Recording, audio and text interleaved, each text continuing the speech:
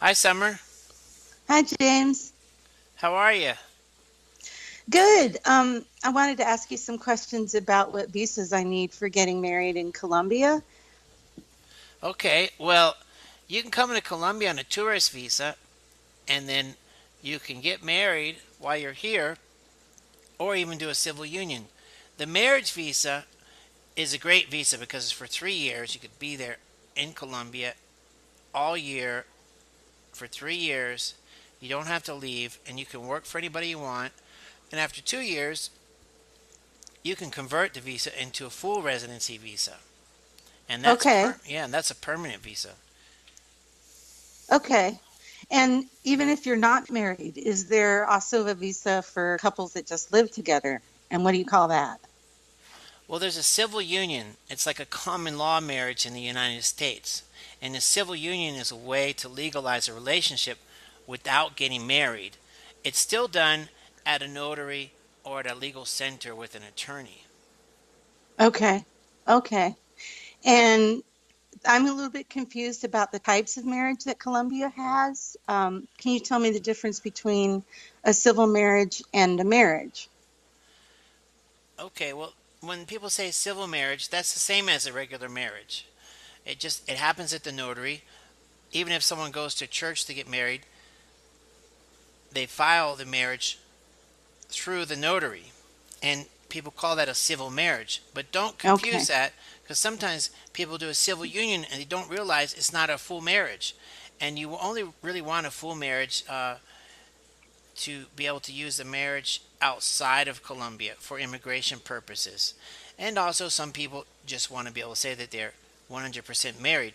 But a lot of people don't want to go through the expensive process of bringing marriage certificates birth certificates from other countries to get married in Colombia.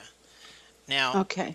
why is that expensive? Because you have to go through this document legalization process and they won't accept all marriage certificates. Okay. Okay.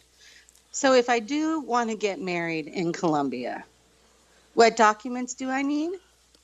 Okay, for a full marriage, the documents that you need to bring to Colombia are your birth certificate and proof that you're single.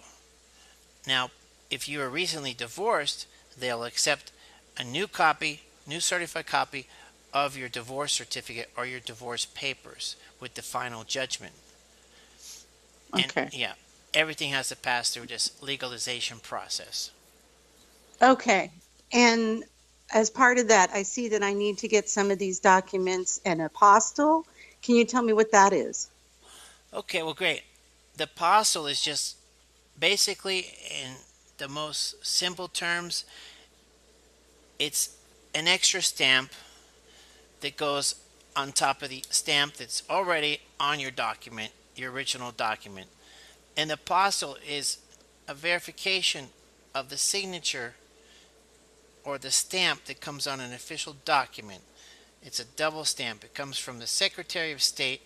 Well, if you're talking about the United States, the Secretary of State in each state in the United States has an office that's called the Apostle Office, and they're in charge of issuing the apostle for any document that's issued in that state. Okay. All right. And that leads me to another question, which is what do I need to do to legalize other documents for use in Colombia? Okay, well, for example, if you had a letter that had to be signed and authenticated in the United States, you would have to get that letter stamped at a notary, and then you would need to send it to the Secretary of State to get them to certify the notary signature is valid. And then after that, you need to get a Spanish translation inside of Colombia. Most of the official entities, state entities, private entities, judges, or attorneys will not accept a Spanish translation from outside of Colombia. But the good news there is that one page can cost $50 to $70 to translate in the United States, and in Colombia, a certified translator normally won't cost you more than about $15 per page. Okay. Okay, that makes sense.